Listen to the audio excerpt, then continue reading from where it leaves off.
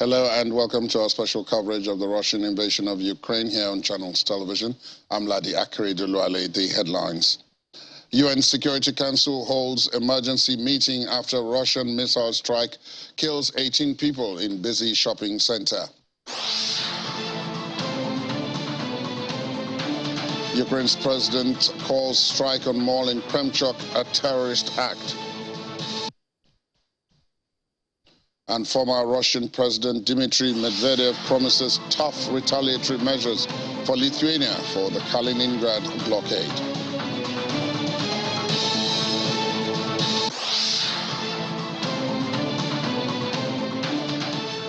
We have been learning more on the situation in the town of Kremenchuk in the Poltava region of Ukraine after a missile struck a crowded shopping mall there yesterday. The leaders of the G7 have condemned the attack, describing it as an abominable war crime. In a statement, the G7 leaders, who are holding a meeting in Germany, promised that Russian President Vladimir Putin and those responsible for the attack will be held to account. Ukraine's Air Force Command said the mall was hit by two long-range X-22 missiles fired from Tu-22M3 bombers that flew from Shakovia airfield in Russia's Kaluga region. Russia's deputy ambassador to the United Nations, Dmitry Polyansky, wrote on Twitter without citing evidence that the attack was a Ukrainian provocation.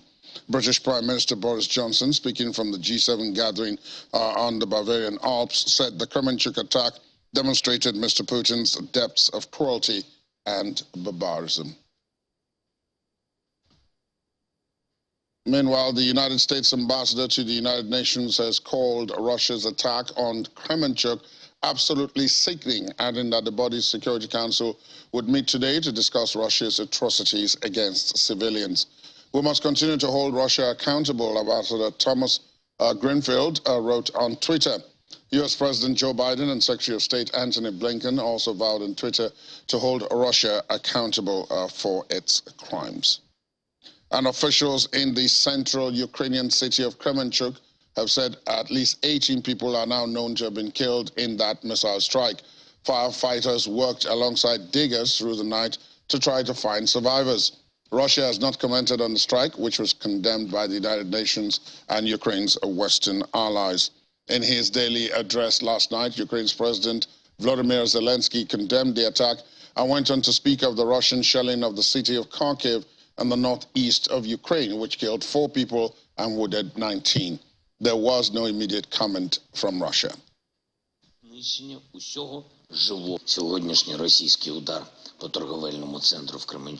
Today's Russian strike on the trade center in Kremenchuk is one of the most daring terrorist attacks in the history of Europe. Peaceful city, ordinary trade center, women and children are inside, ordinary civilians. Before air raid sirens, there were about 1,000 people there. Fortunately, as far as it's known for now, many people managed to escape. They were taken out, but there were still people inside, workers and some visitors. Only absolutely psycho terrorists who should have no place on earth can launch missiles at such an object. And it's not an incidental hit by missiles. It's a precise Russian strike exactly on this shopping center.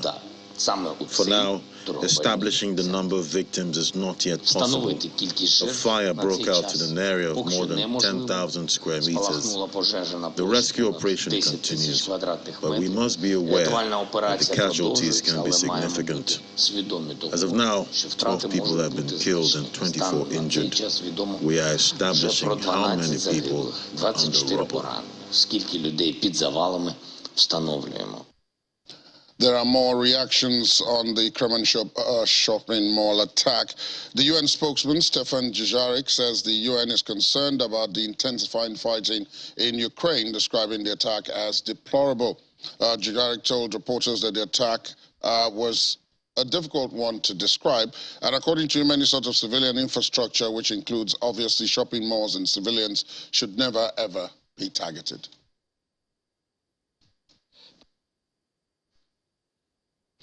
All right, good afternoon. Just a few hours ago, our colleagues in Ukraine say missiles struck the center of Kremenchuk, which had until recently not been impacted by the war. A shopping mall was struck. Authorities believe there may be a large number of civilians inside. We do not have yet any hard numbers on casualties, but whatever that number is, any attack that hits a shopping mall is utterly deplorable. During the weekend in the capital, Kyiv was hit again, and a residential building was damaged, with some people trapped in the debris. Which, to answer Edie's question, and what I ad-libbed is... In the central Ukraine intensive care ward, survivors are crammed into a room, their wounds banged up with blood-saturated tamponades. It's the aftermath of the attack in Kremenchuk, which one of the patients described as hell. According to Ukraine's emergency services, the strike has killed at least 16 people and injured 59, but the number is expected to rise, as indeed it has, as rescuers trawl through mangled metal and debris. People lined up at a hotel near the mall to register the names of those missing. Ukraine's Prosecutor General's office said more than 40 persons had so far been reported missing. In another development, the vice chairman of the Russian State Security Council and former President Dmitry Medvedev has warned that Moscow's response to the Lithuanian ban on Kaliningrad transit would be tough enough to cut off the oxygen to the Baltic countries. Kaliningrad is a small Russian enclave nestled between Lithuania and Poland. Earlier this month, Vilnius national rail operators suspended the transit of sanctioned goods between Kaliningrad and the rest of Russia, citing instructions from Brussels. In an interview, Mr. Medvedev claims that the EU did not insist on imposing restrictions and that Lithuania was bowing to American benefactors, emphasizing that the transit ban was part of a proxy war unleashed by the West against Russia. Mr. Medvedev promised that retaliatory measures from Moscow would be very, very tough. According to him, many of the possible retaliatory steps would be of an economic nature and capable of cutting off the oxygen to the Baltic neighbors who have taken hostile actions. The U.S. president and other world leaders work together to support Ukraine in its fight for sovereignty while they squeeze Russia through increased sanctions in hopes that most globally impactful war since the Cold War can end in the near future. Our Washington correspondent, Mary Bird, has more on that. The United States carried out its commitment to Ukraine to the G7 summit as President Biden participated in the Monday video conference with President Zelensky as he asked for anti-aircraft defense systems and more sanctions on Russia and security guarantees. Ukrainian President Zelensky also requested support to export grain from Ukraine, as Ukraine's inability to export grain is creating a major grain shortage for the United States and many other nations across the world. We hear the deep concerns about food insecurity. It was a problem before. 3-4 years ago, there were about 100 million people who were severely food insecure in the world. A year ago, it was about 160 million people. Now, another 40 or 50 million people are being added to the ranks because of Russia's aggression against Ukraine. So the combination that we've seen of COVID, of climate, and now conflict is creating an even graver crisis of food insecurity. So there is no reason other than Russia's blockade of Ukraine and Russia's refusal, in many cases, to export its own grain for political reasons. No reason that this shouldn't be moving. And we are, of course, working on all of that, but we're also working together in the absence of being able to get as much grain as we would like out of Ukraine or see Russia export its own foodstuffs, looking at other ways to help the many countries that are affected. While Ukraine continues to be a major concern for members of the G7 summit, U.S. President Biden and other members of the G7 understand that infrastructure building is critical for many countries and will be especially critical for Ukraine, which is why the Partnership for Global Infrastructure and Investment was announced during the summit. Today, we officially launched the Partnership for Global Infrastructure and Investment. We collectively have dozens of projects already underway around the globe. And I'm proud to announce the United States will mobilize $200 billion in public and private capital over the next 5 years for that partnership. The United States will support Ukraine in its efforts to end the war by the winter. And according to a senior U.S. official, the G7 leaders will commit to a new package of coordinated actions meant to increase pressure on Russia, along with finalizing plans to put a price cap on Russian oil. From Washington, Maria Bird, Channel Television News. Let's talk to Nigeria's former ambassador to Ukraine, Mr. Frank Eso, who joins us from our Abuja studios. Good morning, Your Excellency. Thank you for your time this Tuesday morning. Good morning, Ladi. Well, we're still here following this. We're still here following this war in Ukraine, contrary to many expectations that by now it would have ended one way or the other. But let's start from the general perception that in war, all bets are off once there is war, and that therefore people expressing surprise at breaches of international law and so on are being hypocritical, that you do whatever you need to do to win a war.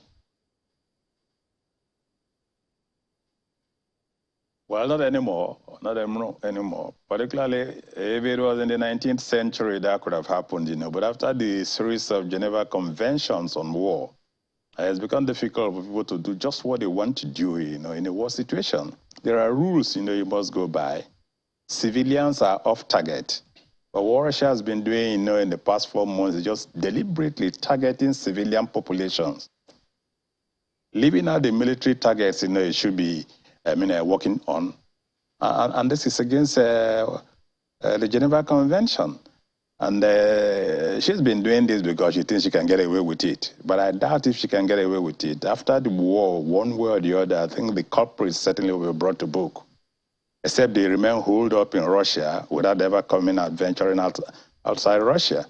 But eventually, I think the entire world, you know, is going to get at them. Because this is evidently war crime that is being committed by Russia. Well, you did leave two important caveats there. One, of course, is except they don't step out of Russia, and the second is that if Russia comes out victorious in this, it's going to be a bit difficult to hold those accused of this war crimes to account. Which brings me to what is happening on the ground there. In eastern Ukraine, the Russians are slowly taking over that entire region. They've taken over Severodonetsk, and now they've all but taken over Lysychansk as well, which presupposes that it's just a question of time before they are in control of the Donbass. This does not bode well for Ukraine in spite of all the help that it has received. Well, no matter how one tries to address the situation, the military situation is really bad for Ukraine at this moment, particularly in Luhansk. But then a battle doesn't make a war.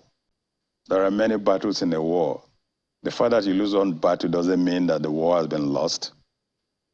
It is a setback, no doubt about that. But that's only in Luhansk for now. In Donetsk, they still control, the government of Ukraine still controls about 15,000 square kilometers of territory. So they still have some fighting chance in that part of Donbass. But in Luhansk, the situation is pretty dire. I must admit that. And the reason why it is so, in my view, is because there's been a gap, you know, in what the West says and what it's been doing so far. I mean, we've been reading and hearing of efforts to increase supplies of munition to Ukraine. But I don't think that has been happening as fast as Ukraine would want it. The President Zelensky has consistently been calling for more supplies of weapons, advanced weapons, particularly air defense systems. And this has been lacking. And because of this lack, that's why it's been so easy for Russia to operate freely the way she's been doing so far. So I think the West, you know, will really have to double up on its promises. And I do know that it takes a while too, you know, to train soldiers to use new weapons they've not been accustomed to over the years. The Ukrainians are coming from Soviet tradition of military warfare, and adapting to NATO weapons will take quite a while. And then in the case of Luhansk, I don't think they have that time to really learn how to use the new weapons to change the military situation on the ground.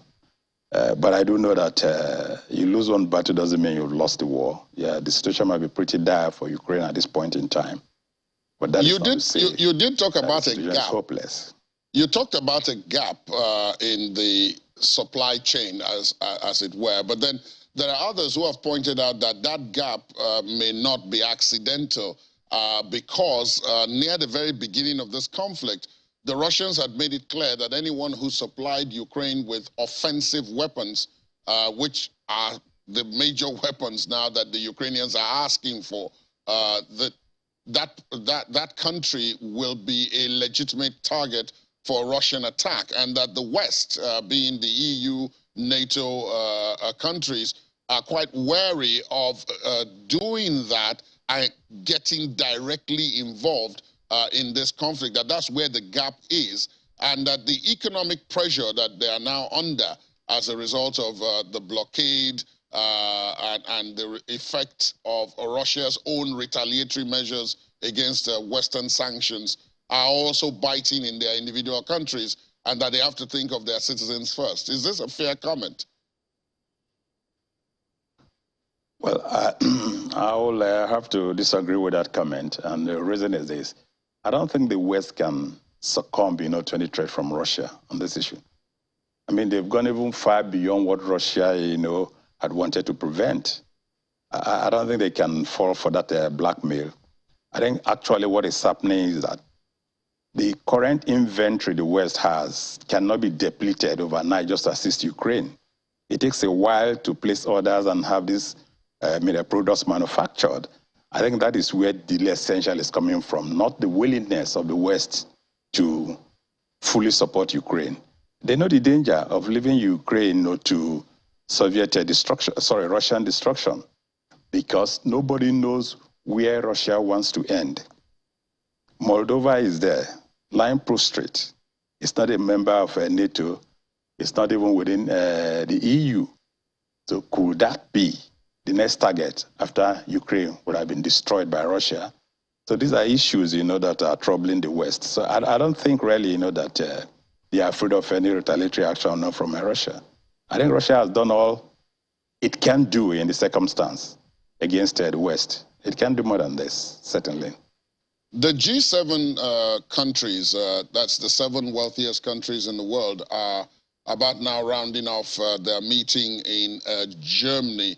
And they've put together, of course, some more sanctions. They're trying to get many of Russia's gold and fuel exports grounded and all of that. But they are also suffering from the economic effects of some of the actions they are taking.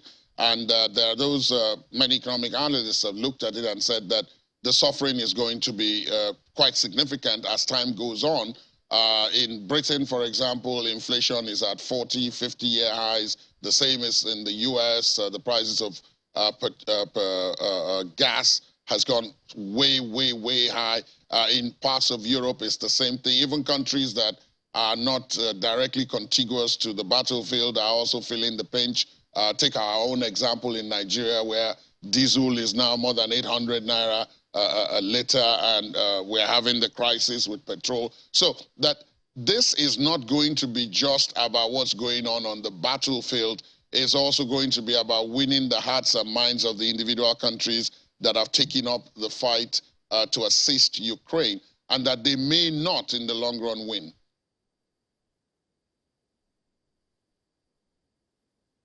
Well, the key thing to understand there is trying to appreciate what the alternative will be to these sanctions and the suffering that the West is going through. There's no doubt that sanction regime is a double-edged sword. The fellow inflicting the sanction will suffer some pain. There's no question about that. At the initial period, that's the way it's going to turn out to be.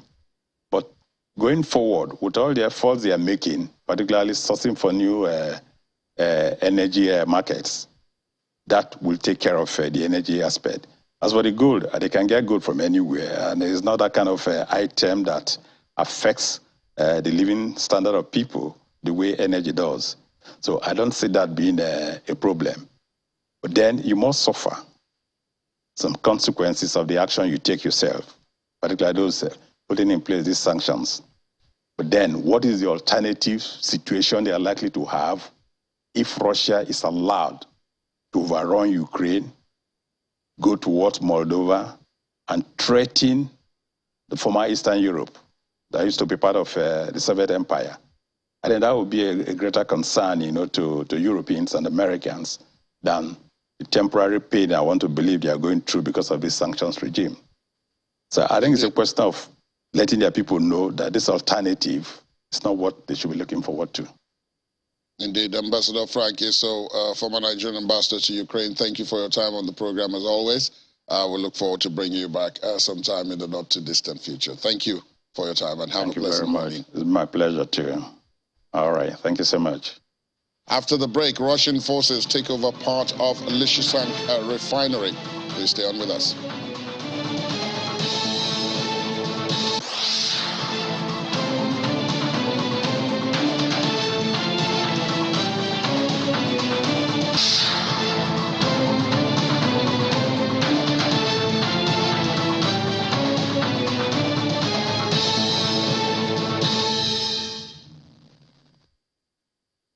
Thanks for staying tuned. Welcome back. The new United States ambassador to Ukraine, Bridget Brink, was officially sworn into office by U.S. Vice President Kamala Harris following her Senate confirmation in May. The U.S. Senate unanimously approved the veteran diplomat on May the 18th, filling a critical post that has been vacant for 3 years as Washington works to increase support for the government in Kiev. A Michigan native who speaks Russian, Brink was previously U.S. ambassador to Slovakia. A diplomat for 25 years, she has worked in Uzbekistan and Georgia, as well as in several senior positions across the State Department and White House National Security Council. Brink was also confirmed by unanimous voice vote in 2019 when former Republican President Donald Trump nominated her for the position in Bratislava. There has not been a U.S. ambassador in Kiev since May 2019, when Mr. Trump abruptly recalled then U.S. ambassador to the country, Marie Yovanovitch. Turkish President Recep Tayyip Erdogan says his country will not change its stance against Sweden and Finland at the Madrid NATO Leaders Summit. Turkey has previously blocked bids by Sweden and Finland to join the Western Military Alliance, accusing them of harboring Ankara's foes, including members of the banned Kurdish PKK militant group. Speaking after a cabinet meeting in the capital, Ankara, Mr. Erdogan reiterated Turkey's disapproval of the two countries' bid to join NATO and urged his counterparts to take concrete steps in order to meet Turkey's concerns. The NATO summit is to take place tomorrow and Thursday, June the 30th. The father of a Moroccan man sentenced to death on mercenary charges by a court in the Donetsk People's Republic has urged his country to open a dialogue with the pro-Russia Donetsk authorities to help release his son. Tahar Sadoun said although Rabat did not recognize the DPR, it should find channels to communicate with authorities there over his son, Brahim Sadoun. Brahim was found guilty last month of mercenary activities and committing actions aimed at seizing power and overthrowing constitutional order of the DPR, along with two Britons, Aiden Aslin and Sean Pena. The Moroccan Foreign Ministry did not respond to a request for comment on the case of Mr. Sadoun. A Moroccan diplomatic source in Ukraine told state news agencies that Mr. Sadoun had been jailed by an entity that is neither recognized by Morocco nor by the United Nations. Morocco has not openly condemned the Russian invasion and has not attended the two votes against Russia so far at the United Nations, but it said it rejected the use of force in interstate disputes and called for dialogue. The father urged Russian authorities and the Donetsk court to allow Russian and international lawyers join the trial in defense of his son in an appeals stage. His son, who had Ukrainian nationality, had signed a contract with the Ukrainian army prior to the outbreak of the war as a prerequisite to pursue aerospace studies at a university in Kiev. Let's talk now to Mr. Olabode Shoumi of the Gas to Power Study Group of the Nigerian Gas Association, where he is, of course, a vice chairman. Welcome to the program. He joins us from our Abuja studios. Good morning to you. Good morning. Thanks for having me. Well, this war seems to have boiled down to one thing now, and that is energy supplies, petroleum and gas in particular, and then the alternatives that people are trying to use to make up for the differences because Russia has turned off the taps in some cases. Let's start off from home before we go to the international scene. We are feeling the pinch, even though we are very far away from the theater of war. Diesel prices, for example, have gone from 190 about a year or so ago now to more than 800 naira. Everybody is feeling the results of that because of the challenges in power supply. And then now we're having the problem with petroleum products as well, other petroleum products whose prices have risen astronomically. Take us through how this is, how this has come to be, and what possibly countries in our position could do to mitigate some of these challenges. Yeah, thank you. I think fundamentally, all international politics, in fact, all politics, have some economics at the root of it. And you realize that the great institution in the UK, the London School of Economics, the full name is actually the London School of Economics and Political Science. So politics by its nature, whether it be office politics, whether it be national politics, usually has economics at the center or at the background of it. So having said that, Russia as a nation stood for certain things. It stood for supply of gas into Europe, providing more than 40% of the gas within Europe. In fact, just before the invasion, the Nord Stream, which is a pipeline that ran from Russia to Germany, had just been completed and was about being launched. And that pipeline was financed by Germany itself. It was financed by the UK, Austria, and another nation, and it was in the billions of dollars. Now, the invasion itself was a bit sudden. It was unexpected by the Western nations, and the impact of what they expected to happen was for it to be short. Unfortunately, that has not been the case, as is the case with most wars anyway. Now, because Russia stands as a major energy supply, it is natural that distortions within the supply chain as a result of the sanctions and as a result of the war will affect Europe. And usually anything that affects Europe will invariably affect the world. The second part of it is that energy is a global market. So basically, what affects one value chain in one place affects the whole global market chain. It's the same thing. So if something were to happen in Iraq or something were to happen in Venezuela, they have their effects all over the world. So basically, that is what has affected everyone. However, the case of Nigeria is a bit different because where we are feeling the effects, it's in the finished products, not really in buying crude oil, because we are a producer. But we are able to feel the effects primarily because we are not refining it. So basically, we are buying finished products at international prices, as different from where we to have a refinery that will be able to buy at local prices, which is part of the deal with the Dangote Group, where they'll be able to buy at some discounted or Naira value. The cost of refining may be different. So basically, this is one area where we could have mitigated the effects on our people. But I haven't even said all of that.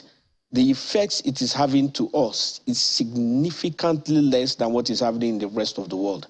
Because there are reports, by the time you look at what is happening in the UK, what is happening in some areas in North America, what is happening in Asia, we are looking at the beginning of what was happening in the 70s. In fact, I read a report from one of the, I think it was the New York Times, which said that there are certain people who live in California within the border of Mexico who have actually moved into Mexico to take advantage of the low cost of living there, but while working in America using the virtual working from home scheme. So I don't know how widespread that is, but that speaks to the fact that this is something that is disrupting global value chain.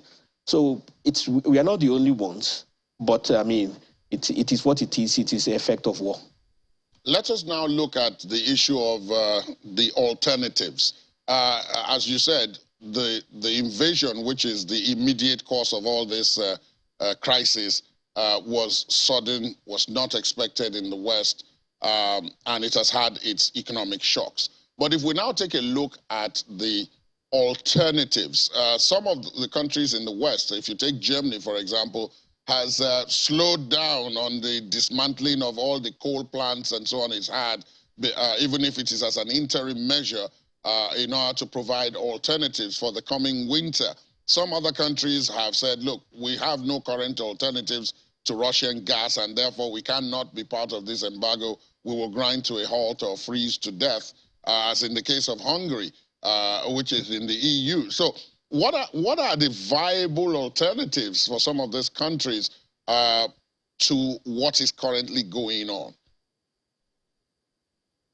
Well, unfortunately, there are no alternatives like that in terms of the short term, primarily because this is an infrastructure-based business. So it's not like, it doesn't have a supply chain that is based on virtual transportation, although you can have some of that, but it doesn't actually meet the needs. So these are infrastructure that have been built over decades. So invariably, they are still going to have to resort to the same Russian gas, and the effects will actually be felt more by winter. Because now it's summer, so basically what they need it for is cooling, which is neither here nor there, but by the time it's winter, it will be life and death situation. So it remains to be seen. Coal as alternatives need to be started because it's not something that is going to happen overnight. But even with the coal plants that are being woken up, the supply chain has been disrupted over the years. So the supply chain is not going to be sufficient to meet the need of the country. We are looking at a situation where lives of people are impacted. So there can be a lot of talk where there are political talk, but in reality, there isn't really much choice substitute for the Russian gas. Given that situation and the fact that Russia, as some have accused it, is using that as a weapon of war too, and that is having impact on the economies of the various countries, both near and far. Oil prices have gone through the roof. I'm talking of even crude oil prices now have gone through the roof in spite of efforts to contain the rise. Russia is a member of OPEC Plus, and contrary to what the West expected, many of the countries that were considered Western allies, like Saudi Arabia, like Qatar, like the UAE, have refused to ramp up production to the point where the oil prices will now fall, because they are also thinking of their individual economies. This is, as you said, a mixture of politics based on the economic considerations. So is this also a situation where there is no way out?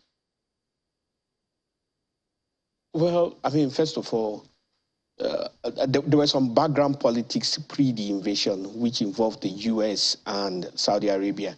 And apparently, Saudi Arabia was not very happy with the responses of the current administration.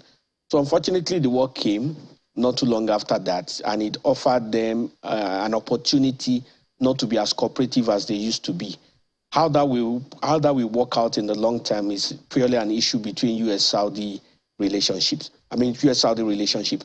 The other aspect of it is that that's what OPEC exists for. OPEC exists to protect the interest of its members. So within the pressures that is given them, within the pressures to actually outlaw them within the US government, they also must do things to protect them. However, irrespective of what OPEC wants, there is actually a limit to which anybody can do to affect the rising prices, primarily because there is a war situation with Russia, who really is a global power. And a lot of supply chains are disrupted. So it's not just energy. There are people who are not having access to food because a significant percentage of wheat from the world comes between Russia and Ukraine, at least close to 50% of the wheat in the world. And that supply chain has been disrupted. And there are a number of other things that have also been disrupted. So it's not just energy, it's a cascading, it's a chain. So basically, there is a limitation in terms of what OPEC can do.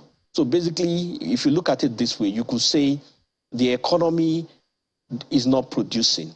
When the economy is not producing and there's inflation, there's a limitation to what the central bank can do. So those fundamentals are already being disrupted as a result of the crisis and the war. And OPEC can only do so much. Let's look at it, conversely now. Nigeria is a producer. We're supposed to be, yes. I don't want to use the word benefiting, but we're supposed to be getting some kind of something out of this, in the sense that prices of oil are high. Price of crude is high right now, so we should actually have increased receipts. But we're unable to produce even up to the quota allocated to us, talk less of increasing it to take advantage, which many other countries are doing, to take advantage of the very high prices. Is that, do you think, something that is going to come back to haunt us when eventually we, when all of this is over and prices return to more normal levels? Are we going to rule this fact? Plus, that we have not sought to identify ways and new markets with which to market our products, given the current situation where everybody is scrambling?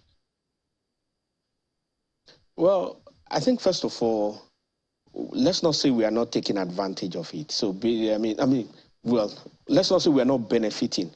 We are benefiting, we just may not be taking advantage of it. So basically, if oil was selling for $20 in the past and is selling for $100, even if you are selling 1 liter, you are actually getting more receipts. So the issue now is a totally internal one. It is about how we manage the value chain. It is about how we manage our security issues. And it is about the fact that a significant part of our crude is stolen internally. And this is something that involves the political will of governance to do it, because stealing of crude is not exactly like stealing tomatoes. So basically, it involves infrastructure, it involves competence, it involves security, it involves a supply chain buyer. So, and all of these does not just happen in a vacuum. So it is connivance within a whole set of people. And technically, it should be a national security issue. In reality, it is an issue that should concern everyone. But having said that, what we just basically need to do is plug the holes. Once we plug the holes, there's greater receipts of cash that will come in. Having greater receipts and having greater benefits for the people is also a totally different thing, because that comes to management and economics. So that's where the CBN, the Ministry of Finance, the Budget Office, and the whole shebang comes in. So basically, we are benefiting. Maybe we will have been in crisis. Maybe we probably will have been like Venezuela or Sri Lanka by now. But the issue is that we need to get the acts right so that the nation does not enter into crisis mode. Unfortunately, it's also an election year, and there is so much attention that can be given to it. But whether easier said than done, it still needs to be done. There's so much to unpack, and I'm sure that we will have the opportunity, you and I, to unpack this and talk about it in more detail in the coming days. But for now, it just remains for me to say thank you very much. Olabode Showme, Vice Chairman, Gas to Power Study Group of the Nigerian Gas Association. Thank you for your time this morning. Thank you for having me. It's a pleasure. TASS News Agency has quoted a source close to the LPR, that's the Luhansk People's Republic, as saying that Russian troops, together with allies from the Moscow-backed self-proclaimed LPR, have secured part of the Lysychansk oil refinery. The source also reported that fighting continues to the west of that facility. In the meantime, EU ministers meeting in Luxembourg must step up their response to Russian blackmail over gas. That's according to the Energy Commissioner, Kadri Simpson. Ministers were set to discuss options to collectively reduce demand for natural gas as the Commission prepares to present a plan next month to coordinate steps for further cuts to supplies from Russia. Energy ministers met yesterday, which will be followed by environment ministers today. They aim to agree common positions and proposed laws to meet a 2030 target to cut net emissions by 55% from 1990 levels. Brussels says the energy supply crisis this year, caused by Russia's invasion of Ukraine, means the 27 EU countries should move even faster to wean themselves off fossil fuels. But the threat of an economic slump from surging energy prices has made some countries more cautious about swift changes they fear might bring more disruption. And we all know John Mekwa about all of this and unpacking the details. Plus, we'll have the sports news, the outbreak of some of the details of some of the stories, including basketball star Brittany Griner ordered to stand trial at the end of the week in Russia. Please stay on us.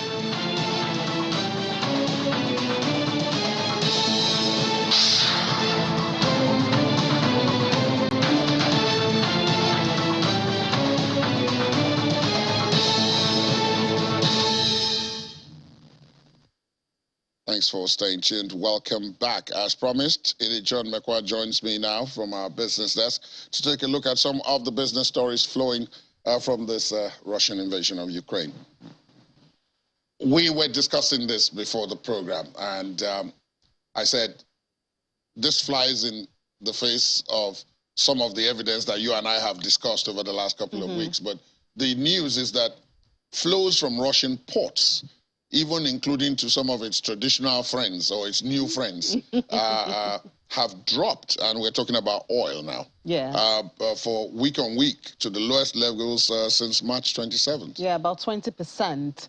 Well, I guess there are so many ways to look at it, what analysts are saying. Well, I did tell you that one of the purported reasons is maintenance of the pipeline that services, you know, India and China, because we see that India went from, well, before the war, India was exporting 25,000 barrels a day of Russian oil. It went to 900,000 at the peak of it, you know, the cheap oil, but now it's settled at about 540,000 barrels per day. For China also, we've also seen drop. And one of the reasons, according to them, is there's probably maintenance going on. But we also do know that, you know, when you start taking something, you have a large capacity for it. But at a certain point, it settles, you know, so perhaps this is a settling point. But at the bottom line is that for now, week on week, there's been a drop in the exports of crude. Well, a lot of people actually believe that it will pick up again. Perhaps their reserve has been saturated for now, and then maybe with more use, and then it will be refilled again. But week on week, it's dropped, and that's some money going away from Russia. We cannot applaud it yet to say the sanctions are biting. We can't do that because it's just week on week, you know. But if it gets to a month and then it's sustained that way, then perhaps we can say the sanctions are working. But I mean, obviously, Russia has lost some of its sales to Europe, you know. Yeah, I mean, which have not been replaced by these other sales. No, it has not been. I mean, they're still trying to get, which is why we're talking of recession and talking of energy costs and inflation hike everywhere, you know. But for now, we've seen a drop in Russia's exports, even to their friends, India and China especially. Now, they don't seem to be very bothered, at least publicly yet, with that, because the other story here is that they're going to spend $14.5 billion on their local aviation. Remember the 300 planes? Exactly, and we talked about aviation yesterday. So perhaps to cover up for some of those losses, and then Aeroflot, which is their local airlines, they're ordering some of those locally produced aircraft, and they're looking at 1,000 to be delivered by 2030. But I mean, there's the reality. It looks a bit difficult. 1,000 aircraft. 1,000 aircraft. You know, meanwhile, they are still using the Western ones that were seized. Remember those ones they seized? Indeed. You understand? That's what they are still using. And they've tried to cannibalize it for local spare parts, because, of course, the spare parts used to come from the West. Right. So they have to deal with that first, and then before they can now delve into getting these new ones. But, you know, Russia, They've proven to be quite creative with all of this. We'll have to wait and see how that comes out. And, you know, they still have their cars, so they're using. Yes, I mean, so it's not exactly as if they are under extreme pressure at the moment. Yeah, and there's some underground talks that perhaps China would be helping, but that's not confirmed yet. But and certainly it is unlikely to be officially.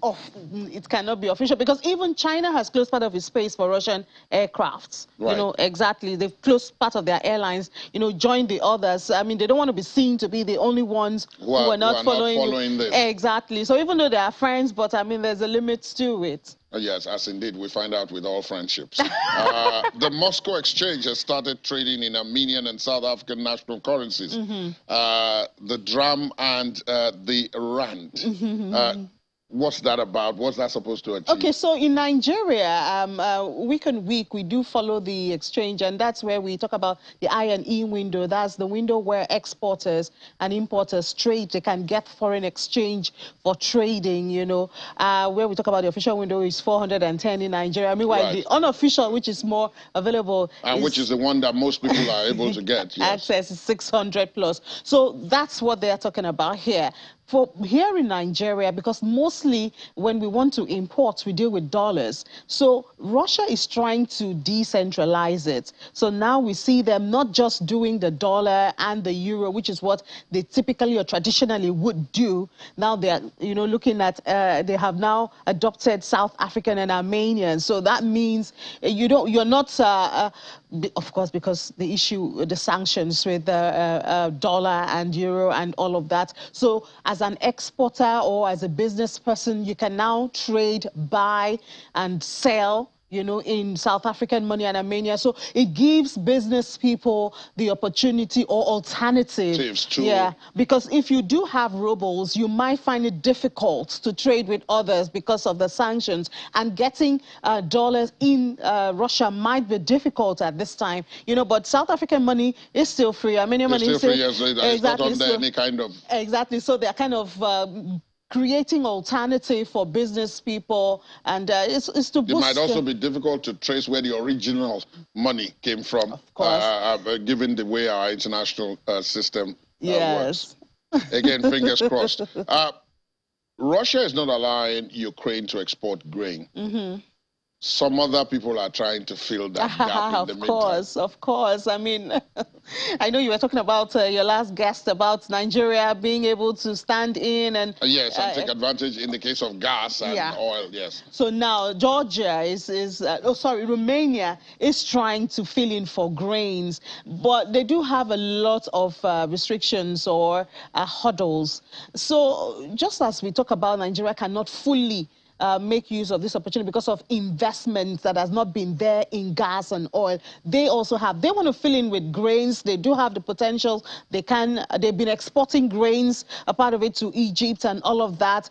And they want to boost their production now. In fact, they spoke to some farmers. Some farmers have tried to increase their production, but it's not just a wake up and do it kind of a thing. They have problems with investment in infrastructure, you know, in equipment and all of that. So the government would have to, and they have set out money actually to do that. The government has set out, and they're intentional about, and this is one of the things that we hope Nigeria can learn. You know, they've set out some capital for investments in agriculture, especially wheat, since that is one of the areas that is needed at this time. So, I mean, some of the reasons why we talk about these things is for us also to learn from it. You know, if we do have the potential, for instance, we can do rice, we can do palm oil, which is also a big deal at this time.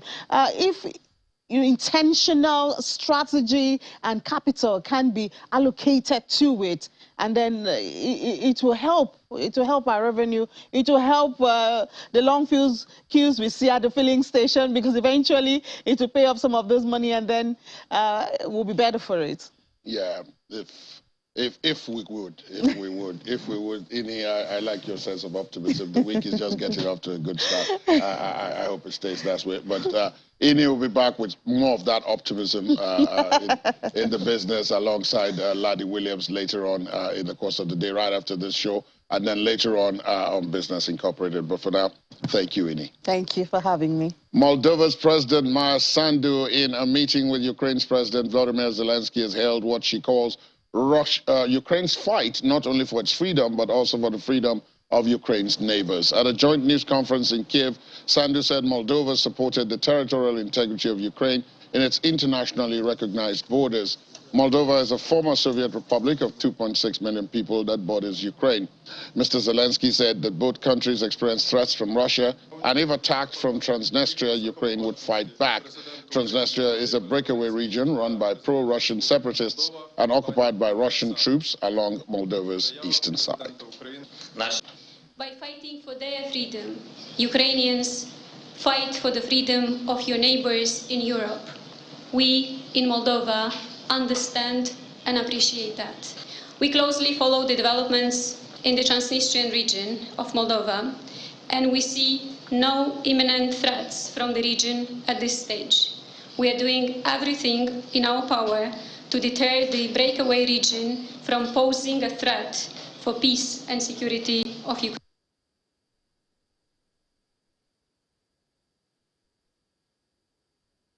Take a look at some of the sports news coming out from this war in Ukraine. Andy Murray has promised to donate any prize money he receives at Wimbledon to victims of the war in Ukraine this year. There will be a maximum of $2.45 million on offer for this year's winner. However, with prize money made available for reaching every round of the tournament, the three-time Grand Slam champion revealed there's extra motivation to win matches as he vows to hand over his winnings to UNICEF.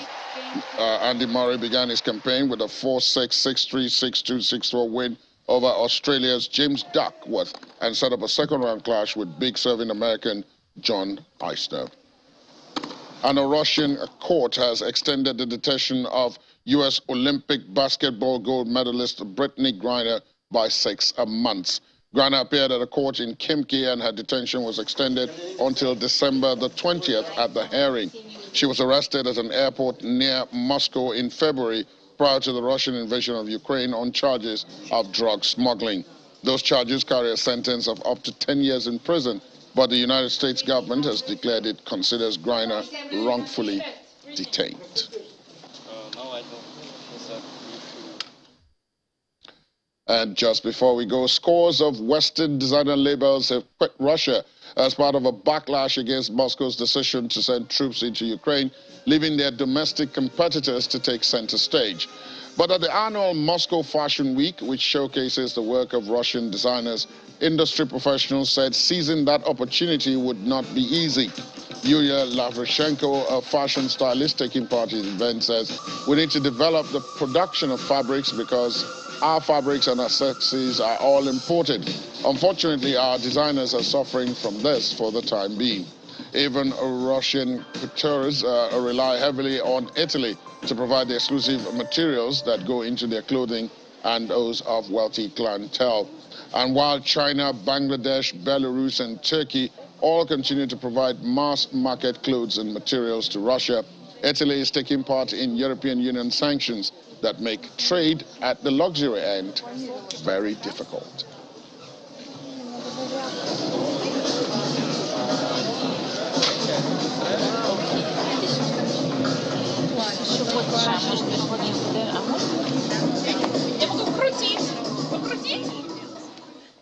Another case of unintended consequences.